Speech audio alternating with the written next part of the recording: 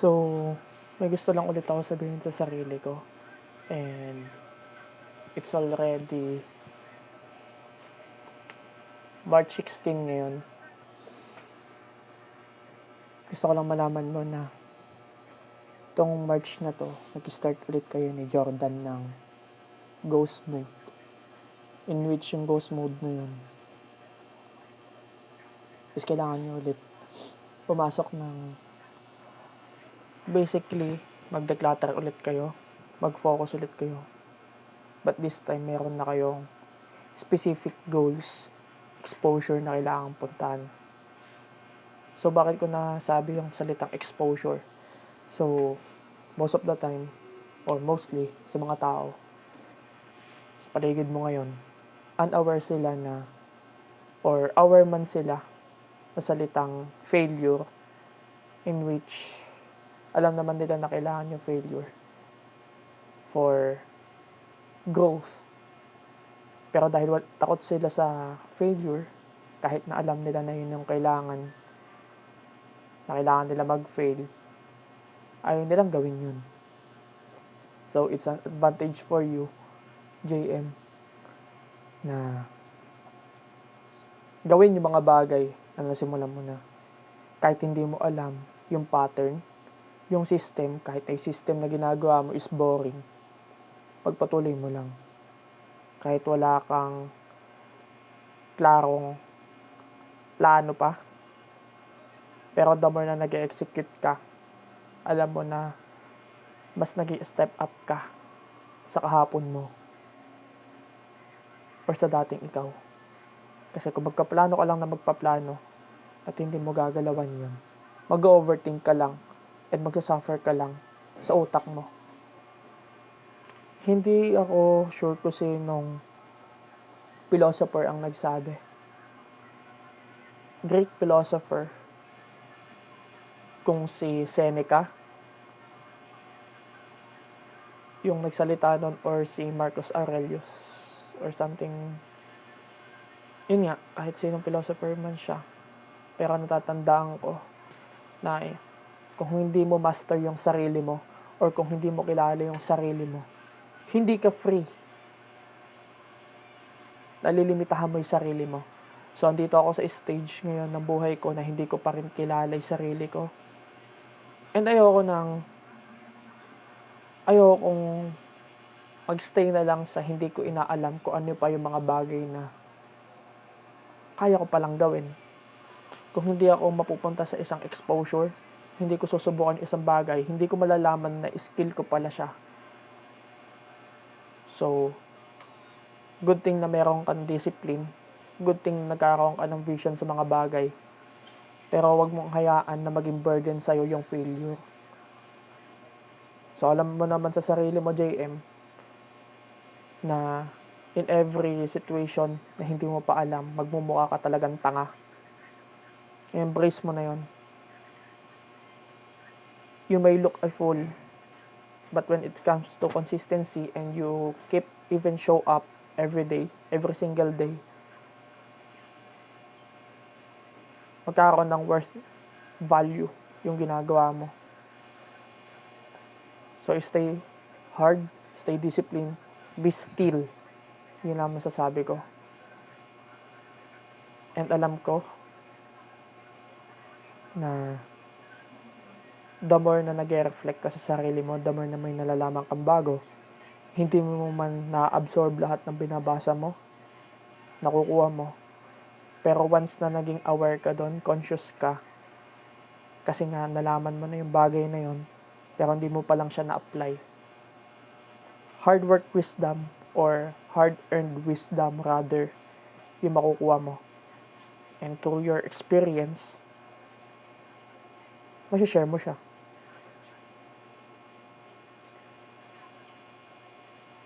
Every little detail counts.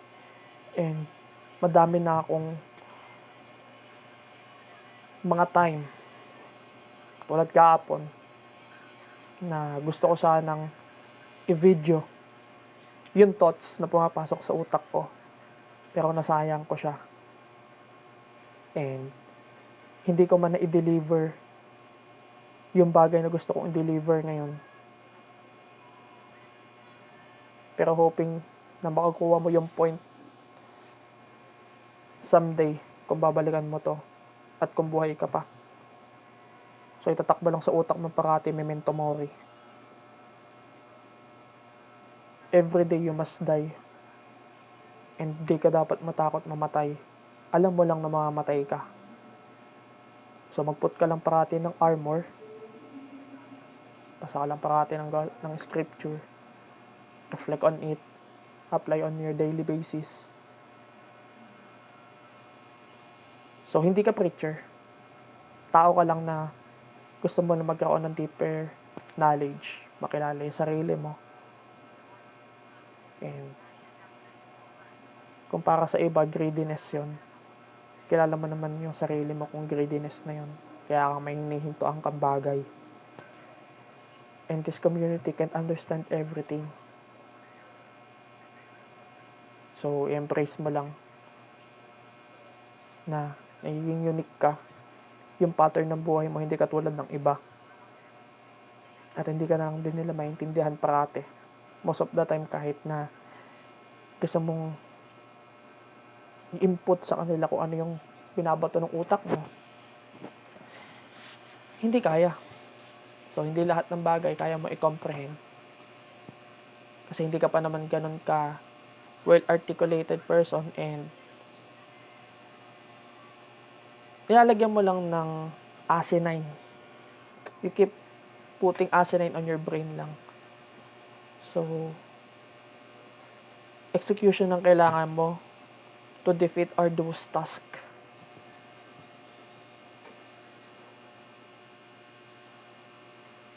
Yun lang. Keep showing up. Huwag mong tanggalin yung apoy. And alam mo, mas nag-i-step up ka sa kahapon mo. Prove to yourself na itong taon na to, sa'yo talaga. Itong buwan na to ng March, sa'yo talaga. Itong 3 months, 6 months na binubuo mo, sa'yo talaga. Itong semen retention mo. Itong mastering your emotion mo. Yung self-control mo. Yung tolerance mo sa pain. Taas mo. Yung pagpapahirap mo sa utak mo. Taas mo. Wala ka naman talagang battle na hindi kayang ipanalo. So, ang kailangan mo lang kung meron kang laban sa utak mo, spiritual war mo. Yun ang pinakamatatag, pinakamahirap mong laban. Spiritual war mo. Spiritual war.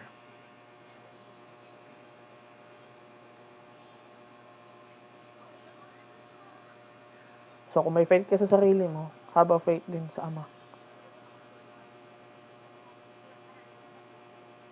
Mamatay ka. As long as kinikilala mo yung sarili mo. Na nagkaroon ka ng deeper relationship sa Kanya. Kausapin mo siya kung paano mo siya nakilala. So, kung may maapakan kang tao sa mga pinagagawa mo, alam naman ng creator mo, ng universe, kung ano talaga yung nasa loob mo. Kung ano talaga yung deeper desires na meron ka.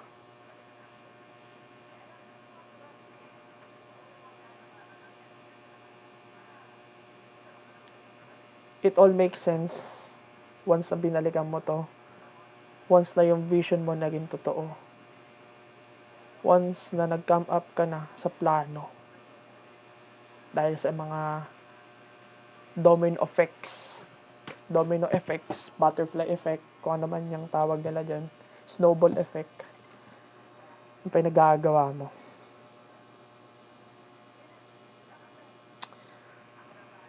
So, ngayong taon na to, mag-March na. And kalahati na ng March, magti 3 months na ako nasa semen retention. Kinokontrol ko pa rin yung emotion ko. And I ain't no longer under the spell ng lust ko.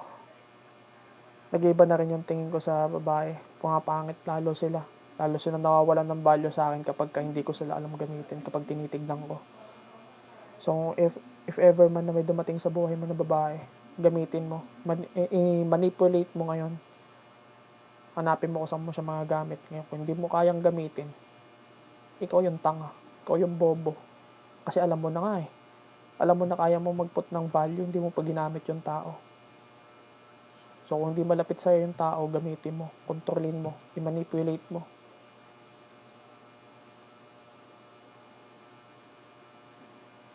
Hindi mo naman sisirain yung mundo niya eh. Hanapan mo lang siya ng deeper purpose niya. So, kung hindi nga niya alam yung halaga niya, lagyan mo ng halaga, lagyan mo ng meaning, lagyan mo ng purpose. Yun yung tulungan ka para mas bumilis ka pang umangat. So, broke pa ako ngayon. I don't have money. I don't have balls. Pakita na totoo itong mga sinasabi ko. Pero once na yung formula ko nag-click, formula namin ni Jordan, and hoping someday or months na dumating, kasama na din namin sa journey namin sa Ember na ganito. So, mas lalo pa magiging intact yung brotherhood na to. Yung click community. Magsiset kami ng bagong laro. Hindi naman talaga to maintindihan ng lahat ng tao. So, cut mo lang muna. Kung kaya mo mag-cut ng Instagram mo, magkaroon ka lang ng onting oras sa Messenger mo, sa Facebook mo. At kung nakikita mo na yung sarili mo na parang pabubo ka na ng pabubo, na kinakain ka na niya ulit, alis ka, cut ka. Ghost mode nga eh. So, kainin mo yung sarili mo. Isipin mo parati, hindi ka ganon ka taas na nagle-level up. You ain't good enough. So, kaya ka pa nabuhay, mag-step up ka pa. So, kaya galing mo ng deep focus, yung emotion mo medyo bumagsak, katawan mo bumagsak. So, talo ka sa physical, Jordan kahapon sa sparring. So, bawi ka sa 22. Tandaan mo, natalo ka niya. Matuto ka na gamitin yung fear. So, kung natatakot ka makipagsuntukan sa kanya, mapalakas yung suntok mo, tanggalin mo yun.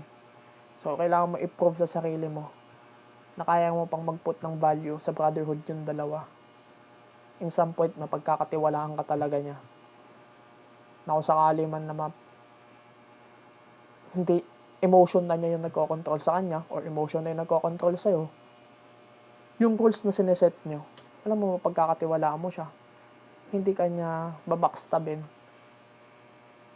Hindi naman siya makikita. So, salamat kung sakali mang papanoorin mo sa susunod to. Salamat sa oras mo, JM. Keep aim high. Yung respect na gusto mo, kunin mo. So, matatakot sa yung tao. Gamitin mo ng matino.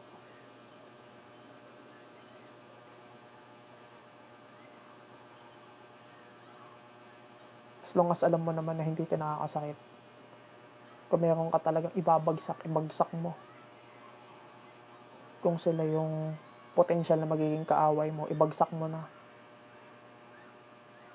So, susunod, mariread mo na yung tao. Magkakaroon ka na ng pattern. Kaya na ginagawa ni Jordan. So, nasa power ka pa lang ngayon. So, susunod, kaya mo nang basahin yung tao na parang libro.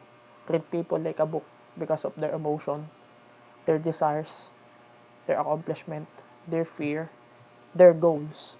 So, doon ka na makakaroon ng pattern in which kapag tinignan mo yung shadow nila, yung pala sila dati or nag-reflect kung ano ka dati, kaya yun yung ayaw mo sa tao.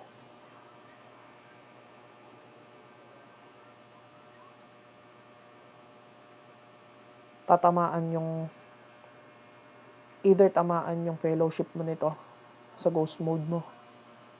Hindi ka pwede maging available all the time. As long as hindi mo pa nagagawa yung routine mo, hindi mo pa nabibuild up yung mga bagay na dapat mo i-build up, it's time to unplug. Unplug ka lang muna. So, kailangan mo maging conscious, kailangan mo maging aware. Gamitin yung id, ego, and super ego mo. Not all the time gagamitin mo yung super ego mo. Kasi pwede kang apakan eh. So, dapat nandito ka pa rin sa reality. Kailangan mo gamitin yung instinct mo sometimes, yung id mo. So, kailangan mo pa rin yung ego mo. Ikaw yun eh. Yun yung binibuild up mo eh. Minsan, kailangan mo matakot sa sarili mo kung ano mga kaya mo din gawin. Humingi ka lang ng tulong. Equip your armor all the time. Wala bang kakampi kung hindi mo kayang kontrolin yung utak mo. So, napaka-deceitful ng flesh. So, kung hindi mo kayang i-train yung utak mo, doon na pumapasok yung nagkakaroon ka ng limit. Nagkakaroon ng impossible things. Na imbis na posible lahat ng bagay, nagkakaroon ka ng limit. Hindi naman yung goals yung binababa eh. Ang dapat na nag-a-adjust yung ginagawa mo. So, kung mataas yung goal mo, adjust mo yung lifestyle mo, yung routine mo, yung habit mo. Yun lang. Huwag ka maging bobo. Okay na yung path mo. Apakan mo yung apakan mo. Apakan mo lang yung mga taong di naniniwala sa'yo. Kailangan mo yung pride na yan, yung ego na yan. Para mag-step up ka pa. Kainin mo lang yung dapat mong kainin. So, kung hindi mo sila kayang i-crush through their physical, crush mo sila mentally. Kumuha ka lang ng smoke screen. Tanggalin mo yung absence mo para magkaroon ng terror.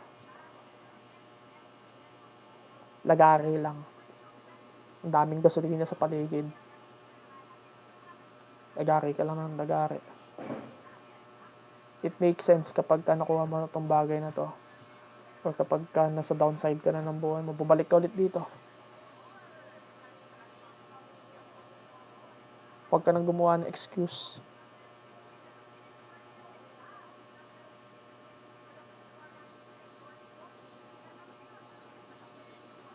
Know thyself.